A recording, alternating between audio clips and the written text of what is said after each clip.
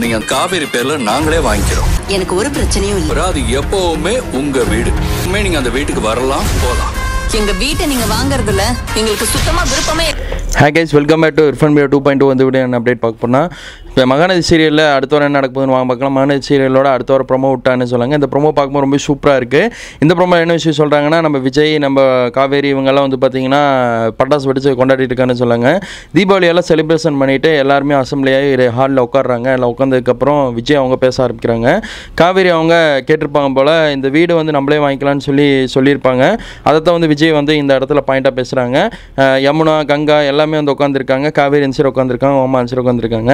எல்லாம் கேட்டுகிட்டே இருக்கும்போது விஜய் என்ன சொல்கிறாருன்னா, அந்த வீட்டை வந்து நான் வந்து இவங்க பேரில் வாங்கலான் இருக்கேன், காவேரி பேர்லேயே வாங்கிக்கிறேன் அப்படின்னு சொல்கிறாங்க.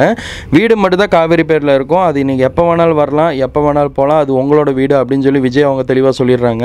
உடனே கங்கா இருந்துட்டு, இந்த வீடு நீங்கள் வாங்குறது எங்களுக்கு உடன்பாடு கிடையாது அப்படின்னு கங்கா அவங்க சொல்கிறாங்க. கங்கா அவங்க இந்த மாதிரி தான் சொல்லுவாங்கன்னு எல்லாமே ஆல்ரெடி எதிர்பார்த்தது தான்.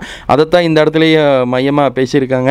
இது கண்டிப்பாக ஒரு கலவர பூமியாக மாறும். நம்ம காவேரி சும்மா இருக்க மாட்டாங்க, ஏதோ ஒன்று பண்ணுவாங்க.